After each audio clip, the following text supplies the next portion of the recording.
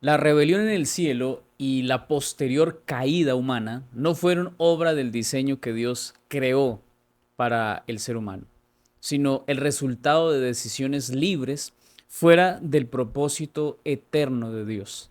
Esta semana exploraremos cómo el pecado trastornó la creación y cómo la profecía apunta hacia una restauración final.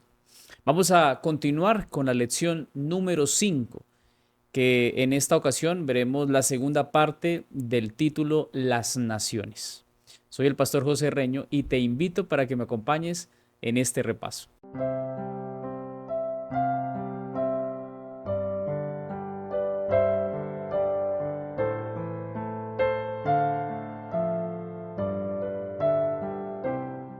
Vamos a tener una palabra de oración antes de continuar con este estudio. Oremos. Querido Padre, te agradecemos, Señor, por este momento que nos da de recordar tu palabra a través de la lección. Suplicamos, Señor, tu presencia. Dirige, Señor, nuestra mente. Danos, Señor, discernimiento e ilumina nuestros pensamientos para recibir el mensaje que tienes para nosotros. En el nombre de Jesús. Amén. Bueno, mis amados hermanos, vamos a iniciar leyendo, como siempre lo hacemos, la lectura bíblica o la cita para memorizar que aparece en el texto de Salmos 46:10. Estén quietos y conozcan que yo soy Dios. Exaltado seré entre las naciones, enaltecido seré en la tierra. La idea de que Dios orquestó la caída para que luego mostrara su amor en la cruz presenta una teología coja o una teología deformada y peligrosa, porque el amor de Dios no necesita de escenarios trágicos para evidenciar su amor. Desde la creación, el amor se manifestó en la belleza del Edén, en la comunión íntima entre Dios y la humanidad, y también en la libertad con la que fueron dotados nuestros primeros padres. El plan eterno no incluía la muerte. Dios no creó la muerte, ni el dolor, ni el sufrimiento. Estos fueron introducidos por la rebelión en que Satanás la inició en el cielo y luego en la tierra. Esa rebelión, que como vemos, vino a ser una catástrofe. La caída de Satanás, de Eva, de Adán, quebrantó el orden de la creación. Y allí se introduce la desconfianza, se introduce la separación y el caos. Y si nos trasladamos más adelante en la historia, cuando el pueblo de Israel pidió un rey, rechazó a Dios de manera directa. Y como su soberano, pues dejó de ser ese Dios que reinaba en Israel porque empezaron a escoger a seres humanos. El libro de Daniel también nos va a hablar en esta lección cómo los reinos humanos, desde Babilonia hasta nuestros días, han estado plagados de corrupción, de violencia y de arrogancia. Pero las escrituras no solo describen el problema, también nos revelan la solución. Y si vemos, pues la Biblia nos habla de que esta tragedia pasará de la desobediencia a la restitución o al restablecimiento de las cosas. Tanto en Isaías, en Daniel, en Apocalipsis, en Génesis, encontramos que hay un problema, el problema de la rebelión del ser humano, el deseo de estar sin Dios. Pero también hay una solución, y es que Dios ha pedido o ha dado más bien un reino eterno dirigido por nuestro Señor Jesús. La Biblia no ignora el sufrimiento, pero sí desea que nosotros lo confrontemos con esperanza, sabiendo que hay un reino preparado para todos los hijos de Dios. Y en esta semana veremos cómo una vida, un hogar o una nación entera sin Dios no es nada. Quédate y juntos estudiemos la lección de esta semana. En la lección del domingo, el primer mandamiento. El primer mandamiento que Dios dio a la humanidad no fue una simple prohibición, sino una manifestación de la gracia del Señor. Ese primer mandamiento lo vemos allí en el Edén, donde el Señor estableció los fundamentos de la verdadera libertad. Es decir, obedecer a Dios por amor, confiar por fe a la orden, a la enseñanza o a la voluntad de Dios. Y obviamente, pues cuando obedecemos, pues vivimos en la gracia. Eso lo vamos a entender mejor en el estudio de esta lección.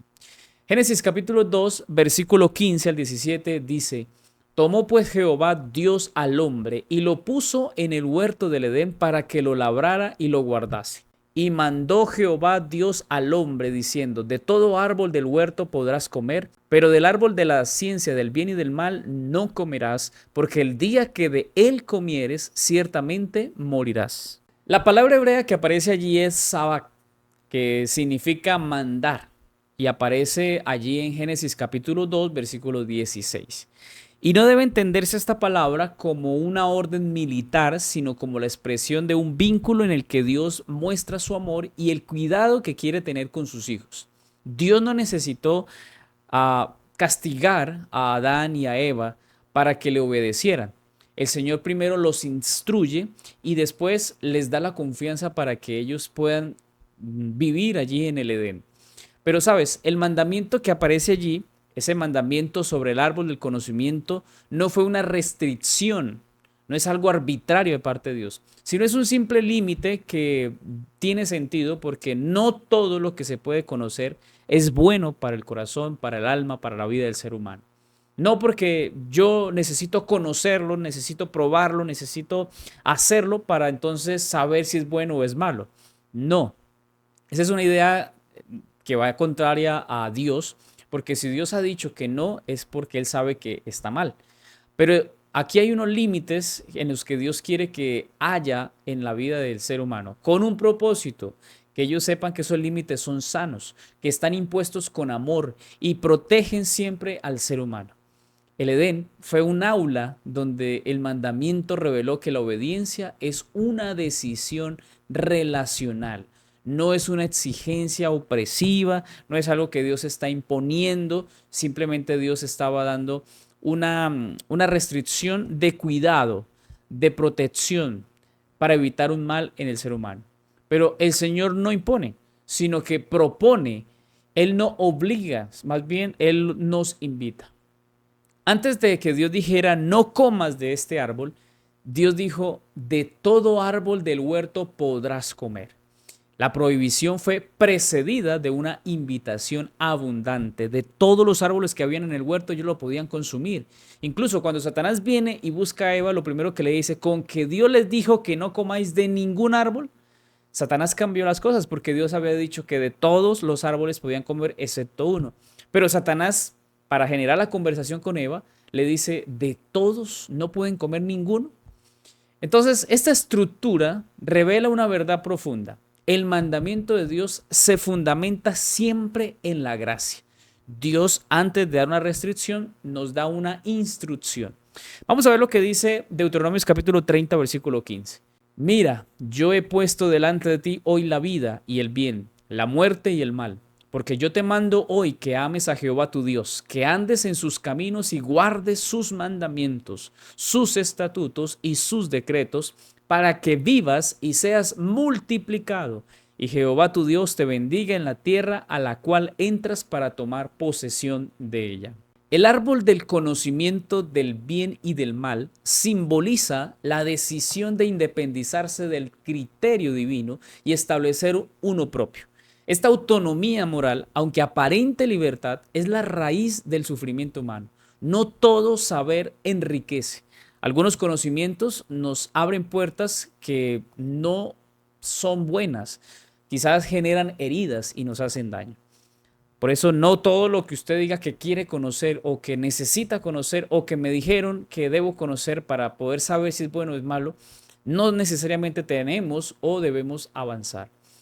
Hay gente que toma cosas, medicamentos o hace unas combinaciones de alimentos o de cosas para decir que se sanó de alguna enfermedad. Y hay gente que cree que porque a otro le funcionó, entonces debe funcionarle a usted. O hay gente que se metió en un negocio donde es ilícito y entonces la gente dice, yo quiero probar para ver si funciona.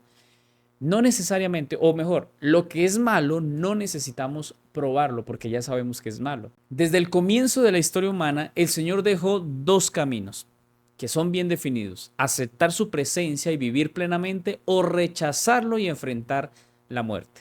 Así como Adán y Eva rechazaron la instrucción divina en el Edén, Israel hizo lo mismo al pedir un rey humano. El Señor en su paciencia les advirtió del precio de la elección.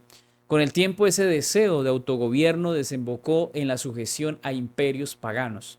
fueron esclavos en Babilonia, en Siria, en Persa, fueron esclavos de en muchas ocasiones, vivieron la esclavitud en muchos aspectos y ya eran llamados a ser el pueblo de Dios, el pueblo más grande, el pueblo más representativo y poderoso, y se convirtió en un pueblo débil que dependía de a veces de la misericordia del ser humano. Y por causa de todo esto, pues el ser humano sufrió por sus malas decisiones. En resumen, la obediencia no nace del temor. Así como Eva, ellos nació su reverencia, su obediencia a Dios a través de la gratitud. El Señor no impone leyes, sino que nos las entrega como un don para la vida. No fuimos creados para experimentar el mal, sino para vivir en el amor, en vivir en la santidad y vivir haciendo siempre la voluntad de Dios. ¿Sabes? Quizás alguien diga, no, es que la ley son restricción. ¿Qué tal si tú vieses en el camino, vas transitando un camino y ves una señal que dice que no andes más porque al final hay un vacío, no hay más vía? Y tú dices, a mí no me importa obedecer las reglas, no quiero que me impongan la regla o esa señal o esa ley que está diciendo ahí. Pues si tú andas, continúas el camino, pues vas a caer al precipicio y vas a morir. La señal estuvo ahí. Las leyes de Dios han estado como señal, como una advertencia, como un cuidado. Dios dice, no lo hagas, porque si lo haces, vas a morir. De igual forma, su ley, su palabra, está para nosotros como la señal que nos muestra que abajo o al siguiente camino o a los metros más adelante va a haber una destrucción, va a haber muerte. Seamos obedientes y que no sea nuestra experiencia lo que le pasó a Adán y a Eva. Tenemos la misma oportunidad de decisión ahora. Tenemos que decidir o seguir a Dios o irnos en contra de Él. Esa decisión no es impuesta. Esa decisión la tienes que tomar. Y si ya conocemos el pasado, ya conocemos lo que ha pasado con Adán, con Eva y con muchos seres humanos que han pecado y se han equivocado y se han apartado de Dios, pues no debería ser nuestra experiencia vivir exactamente lo mismo. Que Dios nos ayude a ser sabio en nuestras decisiones. La lección del domingo, Daniel capítulo 2. La visión de Nabucodonosor en Daniel 2 revela el curso de la historia desde los tiempos de Babilonia hasta la restauración eterna del reino de Dios. Este mensaje, que es profético, ofrece esperanza para el pueblo que es el pueblo de Dios. En medio del caos mundial, este texto o este capítulo nos habla de lo que debe ser para nosotros como cristianos la obediencia. Vamos a ir al libro de Daniel, capítulo 2, versículo 31 en adelante. Tú, oh rey, veías, y he aquí una gran estatua. Esta estatua, que era muy grande y cuya gloria era muy sublime, estaba en pie delante de ti, y su apariencia era terrible. La cabeza de esta estatua era de oro fino, sus pechos y sus brazos de plata, su vientre y sus muslos de bronce, sus piernas de hierro y sus pies en parte de hierro y en parte de barro cocido. El sueño que tiene Nabucodonosor revela una estatua magnífica con partes hechas de diferentes y distintos metales. Estaba el oro, plata, bronce, hierro y una mezcla de hierro con barro. Cada uno de estos metales simboliza imperios que sucedían o eran sucesivos desde Babilonia hasta Roma y los reinos fragmentados posteriores. Todo esto, hermanos, muestra que el uso de estos materiales degradados, como el oro, al barro, revela que aunque los imperios pudieran crecer y tener poder militar o territorial, su estabilidad y su valor moral se reducen progresivamente. Esta visión de Daniel capítulo 2 nos muestra o nos enseña que las expectativas humanas de progreso y de avance realmente se exponen de decadencia constante en esos gobiernos que cada vez van separados de Dios, y su decadencia moral, su decadencia espiritual, sus valores y todo lo correcto se va perdiendo. Ahora, la historia ha demostrado que mientras avanzamos tecnológicamente, crecemos, más hay corrupción, más hay violencia y más hay egoísmo que se intensifican cada día más. La Biblia no glorifica el ascenso humano. Dios no va a reconocer al que se cree más, al orgulloso, al de altivez, sino que más bien la Biblia establece o analiza a través del lente de la caída y de la rebelión contra Dios cómo sucedería que estos reinos, en vez de crecer, iban a convertirse en ruinas. Sigamos leyendo lo que dice el versículo. Estuviste mirando hasta que una piedra fue cortada, no con mano, la cual hirió a la estatua en sus pies de hierro y de barro cocido, y lo desmenuzó. Entonces fueron desmenuzados también el hierro, el barro cocido, el bronce, la plata y el oro, y fueron como la paja de las eras de verano. Y el viento los llevó sin que de ellos quedara rastro alguno. Mas la piedra que hirió a la estatua fue hecha un gran monte que llenó toda la tierra. Esta piedra que fue cortada, que no fue cortada con mano, nos indica una acción que no tiene origen humano. Este es un símbolo del reino de Cristo, el reino de Dios que irrumpe en la historia, no para que haya una evolución, no para que aparezca a ayudar los reinos de este mundo. Más bien, se da un reemplazo, una eliminación definitiva de todo lo que había sucedido en el pasado.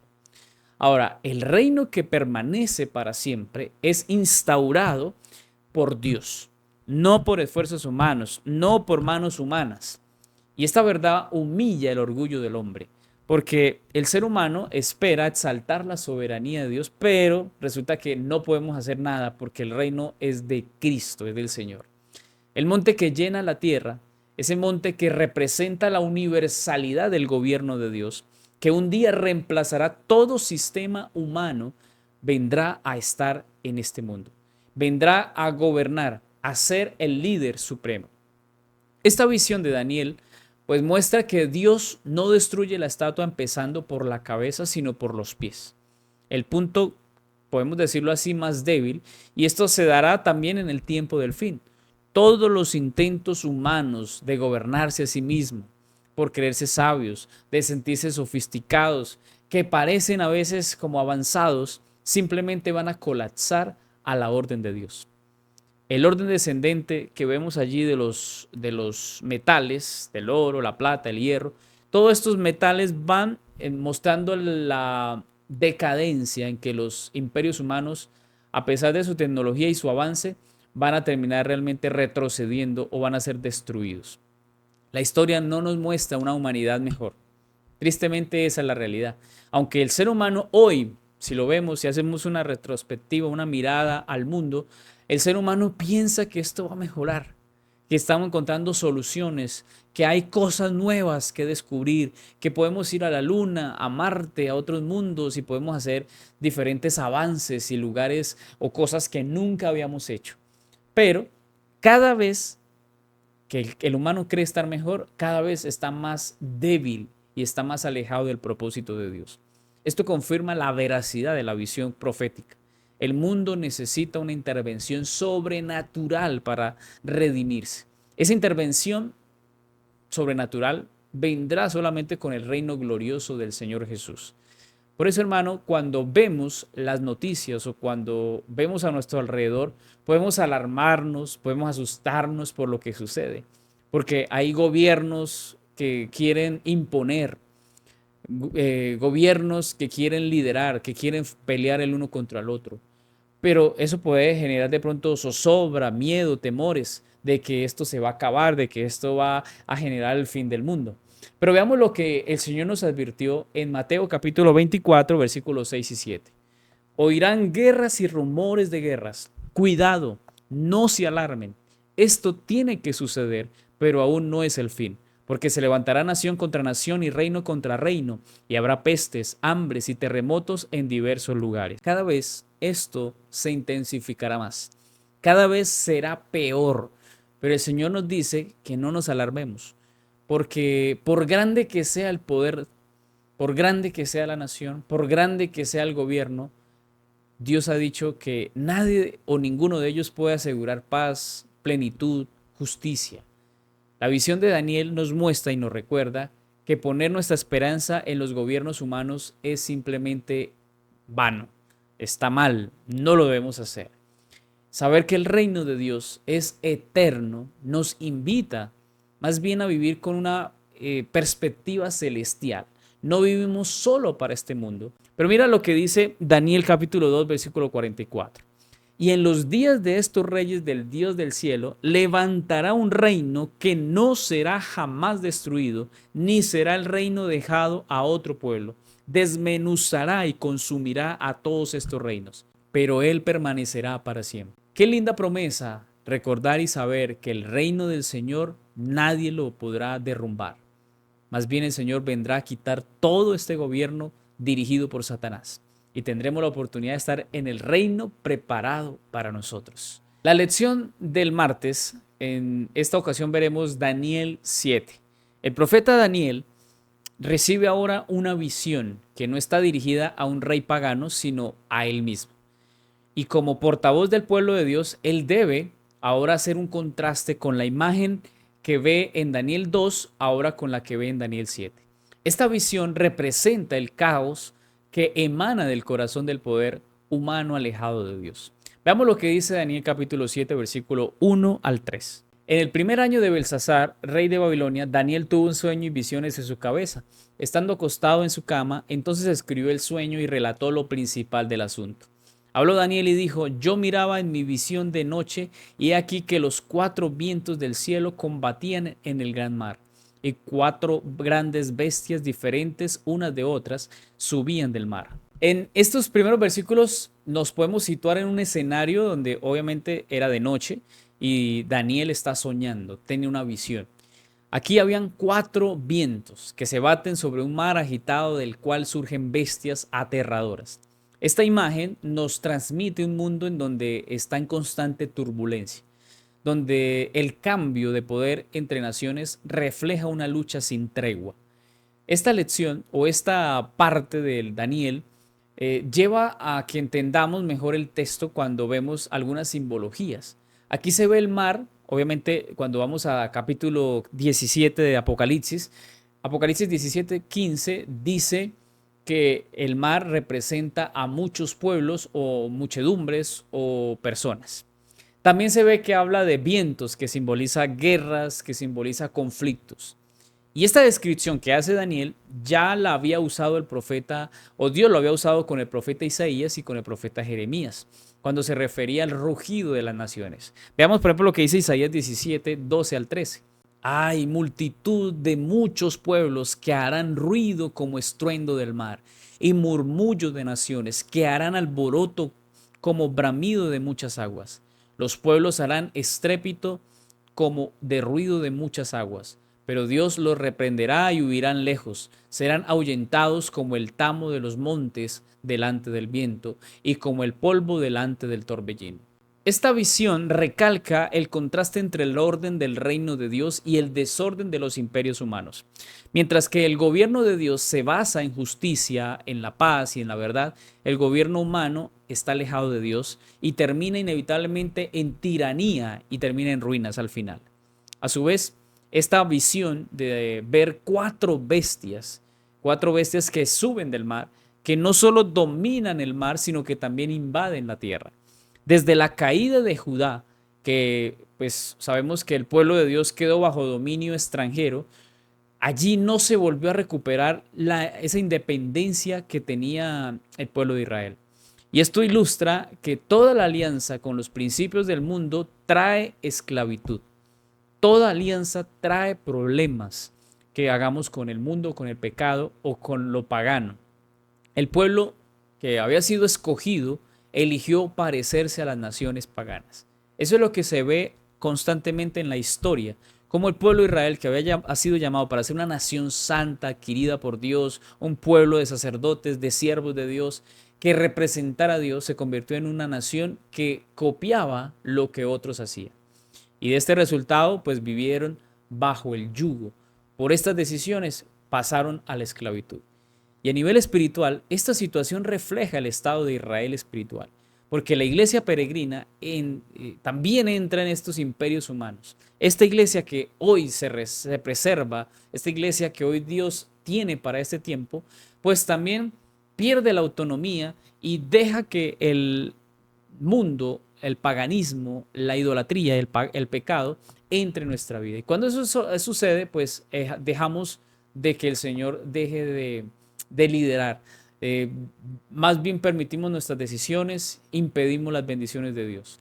Todo esto es un peligro para nosotros porque básicamente nos alejamos de el reino que Dios tiene para nosotros. Es decir, cuando vivimos para Cristo, dejamos que Cristo lidere nuestra vida, pues básicamente Él guiará nuestros pasos. Pero sabes, esta condición del ser humano es algo que ya estaba predicho. Cuando vamos a Romanos capítulo 3, vemos allí la siguiente. Como está escrito, no hay justo ni aun uno, no hay quien entienda, no hay quien busque a Dios. Todos se desviaron a una, se hicieron inútiles. No hay quien haga lo bueno, no hay ni siquiera uno. Su garganta es sepulcro abierto, con su lengua engañan, veneno de áspides hay debajo de sus labios. Su boca está llena de maldición y de amargura. Sus pies son veloces para derramar sangre. Destrucción y miseria hay en sus caminos, y no conocieron camino de paz. No hay temor de Dios delante de sus ojos. Sabemos que todo lo que la ley dice, lo dice a los que están bajo la ley, para que toda boca se cierre y todo el mundo quede bajo el juicio de Dios. Aquí vemos que fuera de la gracia, todos los caminos humanos conducen a la ruina. No hay justo ni aun uno. Y esta declaración radical que desmantela cualquier esperanza en la evolución moral o en la supuesta bondad natural del ser humano quedan descubiertas. El juicio final, según lo que dice Romanos 3:19, pondrá fin a toda pretensión humana y revelará la necesidad urgente del Evangelio. Porque solo al estar bajo la gracia se puede escapar del juicio. La historia de los imperios no es solo una sucesión de eventos, sino es un eco constante que clama por la intervención de Dios. Cuando vemos Daniel capítulo 7, no es una fantasía oscura, es una radiografía del ser humano sin Dios y es un anticipo de lo que va a suceder en la gloriosa historia cuando el Señor Jesús retorne como el verdadero rey. Daniel dice que las bestias reinarán por un tiempo, pero el Cordero reinará para siempre. En la lección del miércoles, entre la tierra y el mar. La profecía bíblica nos emplea símbolos para comunicar verdades espirituales.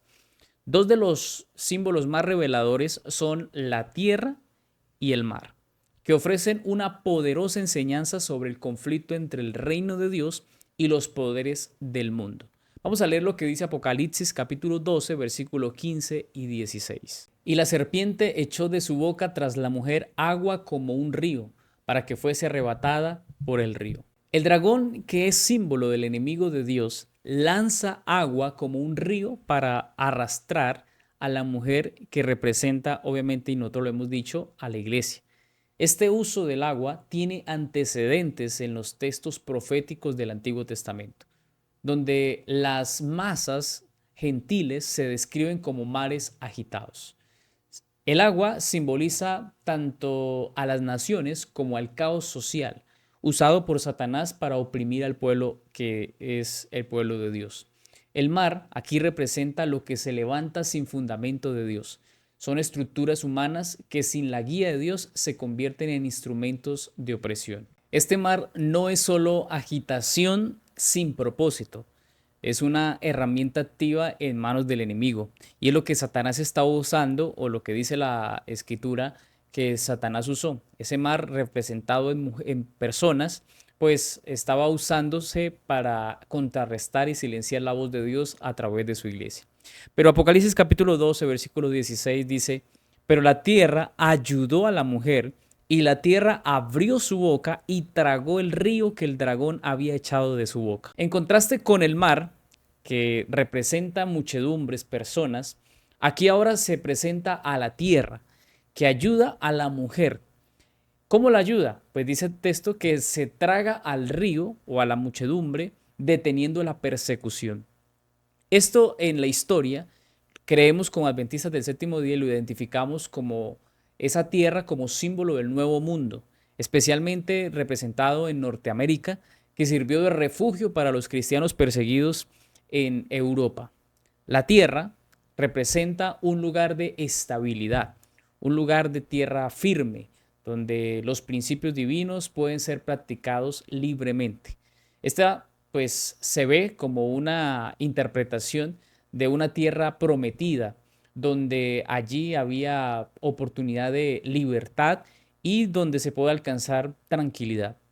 Sin embargo, la tierra, que aparece aquí en Apocalipsis, aparece como un instrumento temporal de esa protección provista por Dios. Sin embargo, la escritura es clara en advertirnos que ese refugio o esa tierra no va a ser eterna, es una tierra temporal. Y esa tierra, o sea, Estados Unidos, que ahora protege, luego se va a convertir en el instrumento de opresión. Y veamos lo que dice Apocalipsis capítulo 13, versículo 1. Y vi subir del mar una bestia que tenía 7 cabezas y 10 cuernos, y en sus cuernos 10 diademas, y sobre sus cabezas un nombre de blasfemia. Después vi otra bestia que subía de la tierra y tenía 2 cuernos, semejantes a los de un cordero, pero hablaba como un dragón. Aquí se muestra una bestia que surge de la tierra, que parece un cordero, pero habla como dragón. Tiene cuernos como de cordero y esto puede interpretarse como símbolos de libertad, de paz y de principios. Cuando el poder político se divorcia de la ley de Dios, inevitablemente se convierte en opresor. Y aunque su apariencia parezca gentil, realmente no lo es. En el drama que se vive o que se conoce a través de esta historia de Apocalipsis y lo que dice la profecía, comenzó Estados Unidos como la tierra de libertad y se convirtió en perseguidor. Cuando se una Estados Unidos con el poder religioso de Babilonia para imponer la adoración del falso día de reposo, entonces vendrá un cambio. Este cambio revela una de las estrategias favoritas de Satanás: disfrazar el error con apariencia de piedad. La profecía no condena a una nación específica por su origen, sino por su decisión de usar el poder divino para fines humanos. Y es que esto es lo que va a suceder con Estados Unidos. Ahora, todo ser humano o todo poder humano que se aparta del gobierno de Dios, aunque parezca justo, aunque parezca bueno, aunque parezca agradable, terminará corrompiéndose por completo. Así que, hermanos, en conclusión, entre estos dos símbolos, la tierra y el mar, se libra un conflicto silencioso pero decisivo. La tierra, que es refugio momentáneo, no es garantía de fidelidad eterna. El único que nunca se va a corromper, pues es el gobierno del Señor Jesucristo. Y solo bajo su dirección el pueblo de Dios hallará verdadera seguridad y podrá vivir ese reino preparado. Es un reino que está dado para que sea seguro, el reino que el Señor quiere darnos a todos nosotros. Así que es una oportunidad para recordar que estas profecías anunciadas y interpretadas y conocidas para todos nosotros deben ser motivación para seguir luchando y avanzando, a no desanimarnos, sino que saber más bien que el Señor tiene un reino para cada uno de sus hijos, una tierra nueva, un cielo nuevo y una oportunidad de estar con Él por siempre. La lección del jueves: profetizar de nuevo. En el corazón de la historia humana, Dios permite o levanta un movimiento profético para llevar luz en medio de las tinieblas. Apocalipsis capítulo 10 muestra algunos símbolos solemnes en el surgimiento de la iglesia remanente y esa misión que él tiene, que es una misión global, donde se vincula el cielo, la tierra, el pasado, el presente y el futuro. Leamos lo que dice Apocalipsis capítulo 10, versículo 1 en adelante. Vi a otro ángel fuerte descender del cielo, cubierto de una nube y el arco iris sobre su cabeza. Y su rostro era como el sol y sus pies como columnas de fuego. Y tenía en su mano un librito abierto. Y puso su pie derecho sobre el mar y el izquierdo sobre la tierra. Y dio un gran grito como ruge un león. Y cuando hubo dado el grito, 7 truenos emitieron sus voces. Y cuando los 7 truenos hablaron, yo iba a escribir, pero oí una voz del cielo que me decía: sella las cosas que los 7 truenos han dicho y no las escribas. Y el ángel que vi en pie sobre el mar y sobre la tierra levantó su mano derecha al cielo y juró por el que vive por los siglos de los siglos, que creó el cielo y las cosas que están en él, y la tierra y las cosas que están en ella, y el mar y las cosas que están en él, que el tiempo no sería más. Este ángel fuerte representa una manifestación majestuosa del poder divino. Su aspecto es un aspecto glorioso que refleja algunos atributos que en otras partes de la escritura se asocian con el Señor Jesús.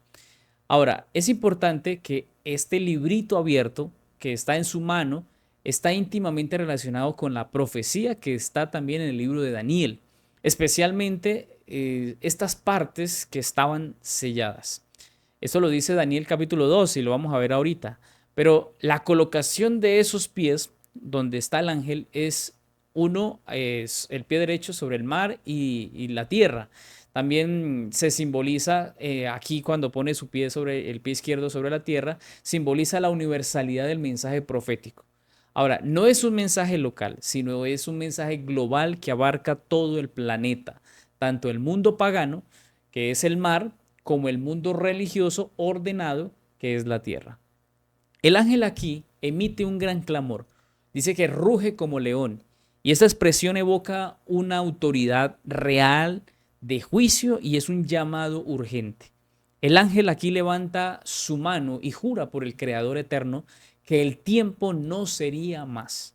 Esta expresión puede referirse al fin del tiempo profético, es decir, al fin del periodo que conocemos que culminó la profecía de las 2300 tardes y mañanas.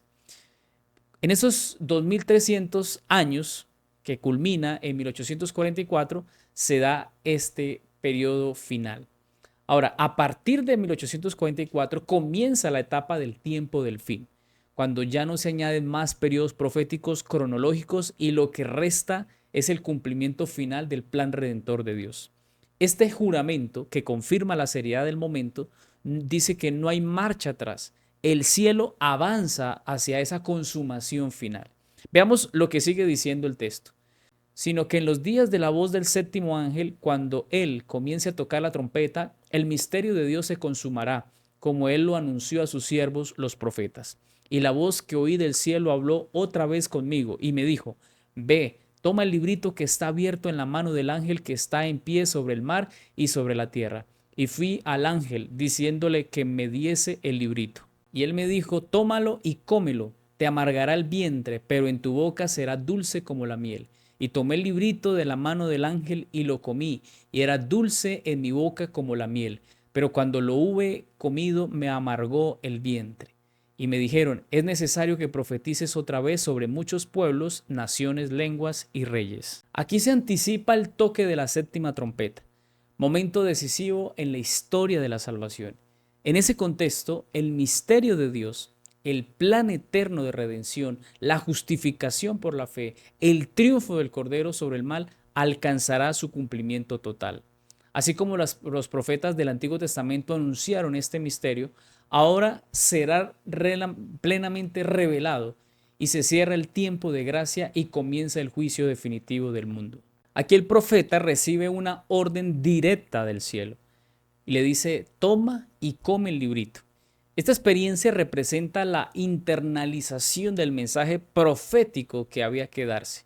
Al principio, este librito es dulce como la miel, pero tal como se muestra en el mensaje del regreso de Cristo, nosotros sabemos que como iglesia esto tiene un mensaje especial y es la comprensión del mensaje del pronto regreso del Señor a la tierra, que al principio pues era miel en su momento en 1844, pero después le llegó a ser amargo en el vientre.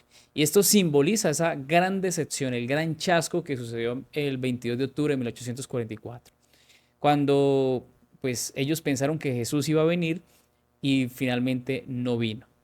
Esta escena refleja el viaje del pueblo de Dios. Es una proclamación esperanzadora, seguida por una amarga desilusión que los condujo a una comprensión más profunda del santuario celestial al entender que el Señor lo que quería hacer era pasar del lugar santo al lugar santísimo e interceder por cada uno de nosotros.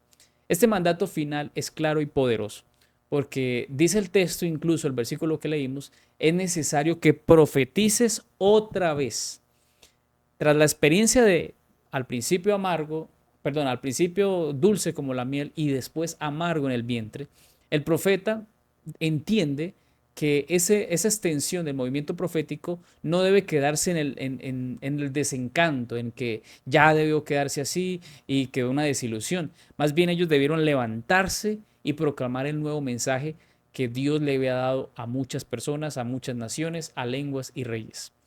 Pero esta es una comisión global que anticipa la proclamación de los mensajes de los tres ángeles, que llaman al mundo entero al arrepentimiento, a la adoración del Creador, a la preparación para el juicio final. Cuando vemos este tema, es importante comprender que aunque el pueblo cayó en ese tema de sentirse agobiado, frustrado, el chasco generó quizás demasiada desmotivación, tristeza, pero ellos tenían que levantarse de nuevo y volver a estudiar, seguir preparándose y seguir y entender qué era lo que Dios quería decir en su mensaje. Pero sabes, cuando vamos al libro de Daniel, capítulo 12, versículo 4, dice, pero tú, Daniel, cierra las palabras y sella el libro hasta el tiempo del fin. Muchos correrán de aquí para allá y la ciencia se aumentará. Y él respondió, anda, Daniel, pues estas palabras están cerradas y selladas hasta el tiempo del fin. Ya lo hemos estudiado y sabemos que estas palabras se abrieron o se retomaron desde Daniel hasta el momento en que Apocalipsis vuelve a hablar del tiempo en que ya las palabras debían ser dadas. La orden de comer este libro, de interiorizar el mensaje profético, en 1844, pues el movimiento millerita experimentó esto literalmente. Dejó que el mensaje llegara y entrara y fuera dulce. Ese mensaje del regreso del Señor Jesucristo fue esperanzador, fue dulce a la boca, pero fue amargo en la gran desilusión que se llevó.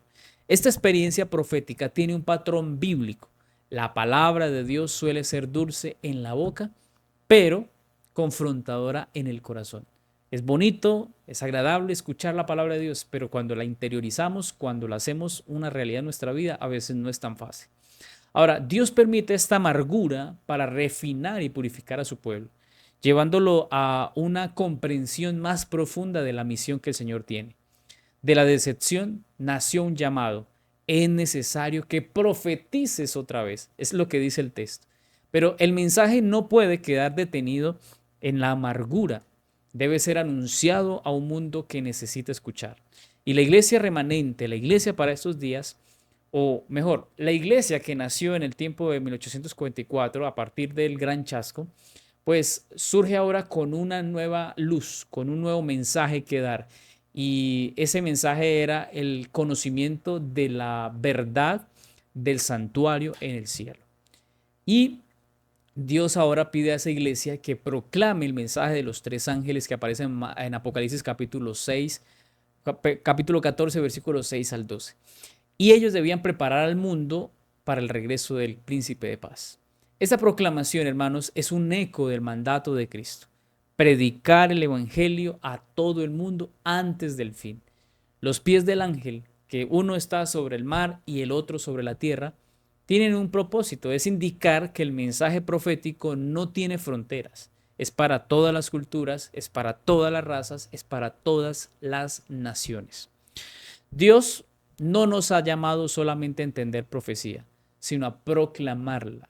El mundo necesita saber que el reino de Cristo está todavía por establecerse y que hay esperanza más allá del caos. Pregunto, ¿estás dispuesto a profetizar otra vez así como se le ordenó al profeta? ¿Estás dispuesto a pesar del chasco, a pesar de la interrupción o de lo que se equivocaron? Ahora, ¿estás dispuesto a volver a levantarte para predicar? Daniel dice que es necesario que lo hagamos otra vez. Daniel dice que es necesario que llevemos este santo evangelio de esperanza a la Babilonia que ha llenado de error y falsedad al mundo. En tu comunidad, en tu casa, en tu escuela o en tu trabajo, el mensaje debe sonar con fuerza. Quizás te has equivocado, quizás el mensaje no ha entrado de la mejor forma, no ha habido el mejor testimonio, pero no debemos pensar que porque alguno se equivocó, este mensaje no es efectivo, no es poderoso. Este mensaje tampoco es exclusivo para la iglesia. Este es un mensaje que se convierte en una responsabilidad con una necesidad urgente de proclamar la verdad al mundo. Este es un mandato del Señor en honor de, del Señor para ser predicado y se nos ha confiado para que lo prediquemos a todo el mundo. ¿De qué sirve tanta profecía y tanto estudio si al final todo queda en palabras y teoría? Este conocimiento nos debe llevar a la acción de ir y predicar el Evangelio para hacer discípulos y que estas personas conozcan del Salvador, para que ellos entreguen su vida a Él. La lección del viernes para estudiar y meditar. Al concluir esta semana, podemos reflexionar sobre el fin de la historia humana y cómo los gobiernos, las naciones se han equivocado y cómo el ser humano o el cristiano ha caído en ese mismo error. Pero sabemos y podemos tener certeza de que el Señor establecerá un reino que es liderado por el Señor Jesús. El mensaje profético no solo anticipa juicio, sino también esperanza gloriosa para todo aquel que cree, para esa restauración plena. Vamos a recordar lo que dice el libro de Apocalipsis capítulo 21, versículo 1. Vi un cielo nuevo y una tierra nueva porque el primer cielo y la primera tierra habían desaparecido. La tierra transformada por el fuego purificador que consume el pecado y las secuelas y a Satanás y sus demonios será escenario de una nueva creación, libre de toda maldición. Esta imagen afirma el carácter justo y restaurador que Dios tiene. Y es ese carácter que Dios ofrece al mundo para decir que a pesar de la angustia, el dolor, la pérdida y la muerte, no tendrá Satanás la última palabra. Dios está al control. En esta última parte la lección nos conduce a una cita maravillosa que quiero que leamos. El conflicto de los siglos, página 732. Solo queda un recuerdo. Nuestro Redentor llevará siempre las marcas de su crucifixión. En su cabeza herida, en su costado, en sus manos y en sus pies se ven las únicas huellas de la obra cruel efectuada por el pecado.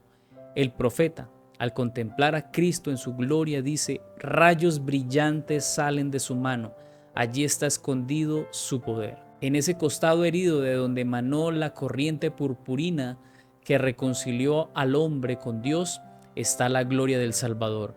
Allí está escondido su poder, poderoso para salvar por causa del sacrificio de la redención. Fue por consiguiente fuerte para ejecutar la justicia hacia aquellos que despreciaron la misericordia de Dios. Y las marcas de su humillación son su mayor honor. A través de las edades eternas, las heridas del Calvario proclamarán su alabanza y declararán su poder. Las únicas marcas de pecado que permanecerán en la eternidad serán las heridas de nuestro Señor Jesús. Estas cicatrices, lejos de denotar debilidad, serán eternas porque serán emblemas de victoria. Estas señales, que también sirven como recordatorios del costo del pecado y del infinito amor que el Señor tiene hacia el ser humano, venció al pecado. Pero sabes, las marcas de su humillación son su mayor honor. A través de las edades eternas, las heridas del Calvario proclamarán su alabanza, declararán su poder, y todos los que hayamos sido salvos podremos recordar cada vez que veamos esa marca, esa herida, podremos ver cómo el Señor hizo un sacrificio por todos nosotros. No tememos al fin del mundo, más bien lo anhelamos, porque Dios no busca destruir por destruir, más bien Él quiere purificar para crear de nuevo. Dios quiere hacer todo nuevo y se dará el establecimiento de su reino, de su gobierno eterno. Te pregunto, ¿quieres estar con Jesús en la eternidad? Porque si ese es tu deseo, creo que recordando lo que el Señor Jesús hizo en la cruz, sus heridas, su sufrimiento, su muerte, su resurrección, su estancia en el cielo, su intervención en el juicio investigador y su regreso a la tierra, son para nosotros motivación de saber que esto no está perdido. Quizás en este momento tú lleves una vida de sufrimiento, de dificultades, de pérdidas, de cosas que no te esperabas jamás al seguir a Jesús. Pero a pesar de todo esto, ten presente que esto que hay en la tierra es pasajero, que todo esto terminará, que esto acabará, pero hay una promesa maravillosa. El Señor se ha ido a preparar un lugar para ti y para mí. El Señor ha ido a preparar moradas para sus hijos. Esas moradas son eternas. Ese momento de estar con el Señor será eterno. Podremos ver a nuestro Salvador cara a cara y decir: Señor, tú eres mi Dios. Te he esperado, te he anhelado y aquí estás. Y podremos estar con el Señor por siempre. ¿Sabes? Esa es la oportunidad que el Señor nos da en esta hora. Recordar a través de esta lección que Dios es amor, que Dios es bondadoso porque comparte su reino con cada uno de nosotros. En esta oportunidad quiero que coloquemos la frase de esta semana. La frase es: quiero vivir con Jesús hoy para estar con Él por la eternidad. Quiero vivir con Jesús hoy para estar con Él por la eternidad.